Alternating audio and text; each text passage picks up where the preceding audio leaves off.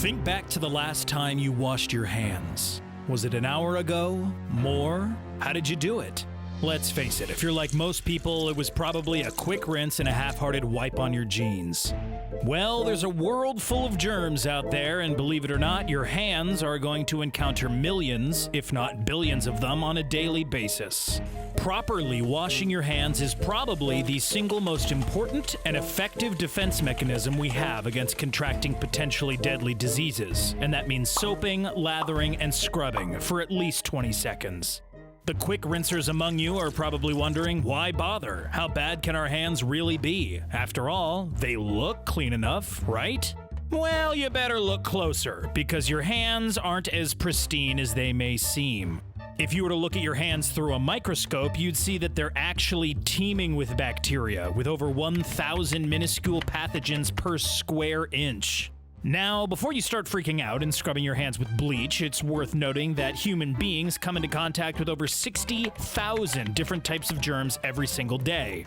And only 1 or 2% of those are dangerous to someone with a working immune system. However, a 1 or 2% chance of getting an illness that could leave you bedridden for weeks, months, or even years is still a risk you'd probably rather not take. Fortunately, if you make sure to wash your hands properly throughout the day, you drop your odds of getting an infection to pretty much zero. Still not convinced that washing your hands is as worthwhile as it seems? Well, let's see how often you come into contact with germs on a daily basis. Be honest. What's the first thing you reach for every single morning? That's right, it's your phone. Equal parts alarm clock and social media meme machine, the humble cell phone is a, perhaps concerningly, integral part of the average person's morning routine. Unfortunately, and unsurprisingly, it's also covered in bacteria. After all, your phone spends a ton of time at two very germy places, in your hands and by your mouth. That's right, the germs from your hands and saliva are having a little party on your phone as we speak, just waiting to be reintroduced to your system. And truthfully, when was the last time you disinfected your phone? Probably never. By starting your day on your phone, you've already got more than enough reason to give your hands a thorough wash. Which takes us to our next stage of the morning routine, the bathroom. Most of us have to urinate after waking up from a long night's sleep. Now, after hearing just how horrific the sanitary standard your cell phone sets is, you're probably not thinking too optimistically about your lowly latrine. However, you'll be surprised to learn that the old porcelain throne is actually relatively clean. That's right, toilets typically have less than 1,000 bacteria per square inch, a similar concentration to your skin, since our bottoms are really the only things that touch them. In comparison, there's way more bacteria in the sink. Think millions, due to the remnants of food and dirt that can get caught in our drain pipes. And while most of us will think to give the toilet a thorough wipe down while cleaning the bathroom, not many of us think to go into the pipes. Now that your bladder is relieved, you're all washed up and ready to go. It's probably time to get out of the house and into the office. Of course, you should make sure you've got the essentials before you leave: phone, keys, wallet, or purse. Oops, looks like we've encountered another germy Trojan horse. That's right, your most loyal money-holding device has been conspiring against your hygiene this whole time. Purses are like a sponge for bacteria, picking up microscopic guests from wherever you set them down, often floors, tables, or public bathrooms. And while you might think/hope that these places are properly cleaned and well-maintained, let's face it, they're not. And though purses are gross on the outside, wallets tend to stay ugly on the inside due to the things we keep inside of them. Paper money is some of the dirtiest stuff we handle on a daily basis, picking up bacteria, viruses, and even traces of other illicit substances that we won't get into. The worst part is, wallets are generally kept in your pockets, where they're able to warm up to your body's temperature, also known as the perfect temperature for bacteria to multiply. Like most people working in a bustling city, you'll probably decide to take public transport to work. After all, it is the environmentally and financially friendly choice. However, it could also be the riskiest hygiene choice you've made all day. After all, you're spending an extended period of time in a place that a ton of people have passed through, and you don't know what diseases they're carrying. Just holding a subway handrail in a busy city like New York can transfer as much bacteria as shaking 10,000 people's hands. While most of the bacteria you encounter will be harmless, and may even help boost your immune system, studies show that subways tend to have a higher concentration of bacteria that can cause respiratory problems and skin infections.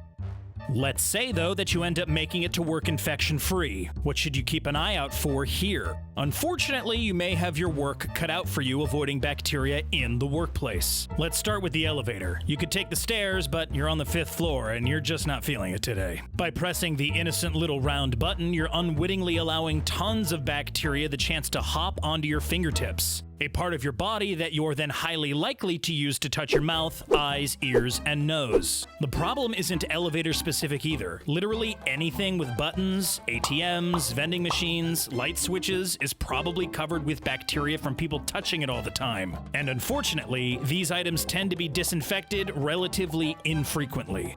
Pro tip, if you don't want to get sick from button-related germs but still insist on not washing your hands, just try using your knuckles to push instead of your fingertips. You're still likely to allow for germ transfer, but the odds of you sticking your knuckle in your ear or up your nose are way lower, and therefore it's harder for the germs to get into a vulnerable place and cause an annoying infection.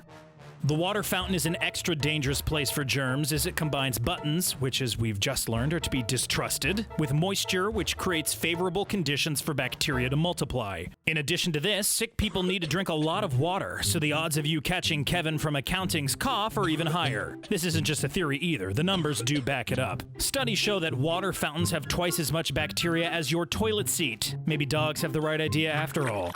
So, say you forego the water breaks and decide to hunker down and hammer out some work at your desk instead. That ought to keep your hands clean. Nope. Your keyboard is a germy place too. It's continually touched throughout the day and is perfectly lined with crevices for dirt and crumbs to fall into that can then help foster bacteria. There have even been horror stories with mice in office buildings running across keyboards and dropping feces in them. In fact, one report claimed that a particularly disgusting keyboard had to be quarantined after it was discovered to have more than 150 times the acceptable limit of bacteria.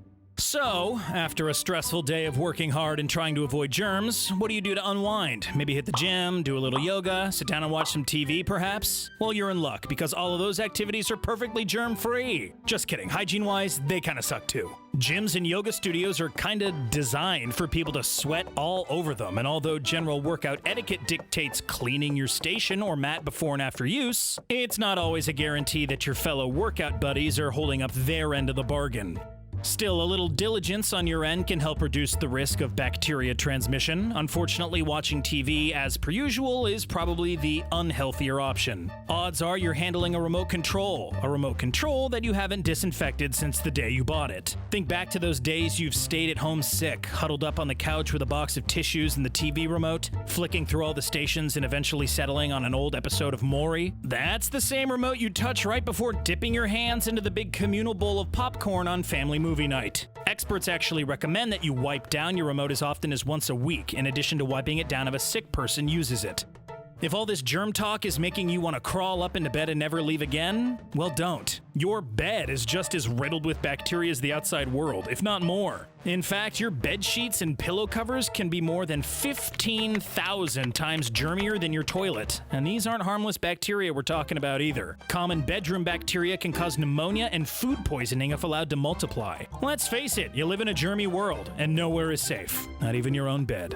So what can we do to protect ourselves? Wash your hands. Wash your hands while preparing food, before eating food, and before serving food. Wash your hands after blowing your nose or sneezing. Wash your hands if someone sneezes around you. Wash your hands if you touch a pet or a garbage can. When in doubt, wash them. Okay, maybe we're overstressing it a little, but it is possible to wash and sanitize your hands too much, which led to the opposite problem by eliminating friendly immune system boosting bacteria, which can allow hostile bacteria to sneak in unannounced, so don't be too obsessive about it. Just make sure you wash your hands properly a couple times throughout the day and you should be fine. And again, by properly, we mean rinsing with warm water, soaping and lathering for around 20 seconds, scrubbing between the fingers and under your fingernails, and then rinsing and drying with a paper towel or air dryer. The world is full of bacteria, but you don't need to lock yourself in a prison of antibacterial soap. Just be aware and try to clean yourself and your surroundings a little bit more frequently, especially before doing something like eating or touching your face. It's always easier to go the lazy route, but a little hygiene can go a long way. Stay safe out there, Brainiacs. Don't forget to like and subscribe if you like this video, and head on over to the Brainiac YouTube channel for more hygiene hysterics. See you next time.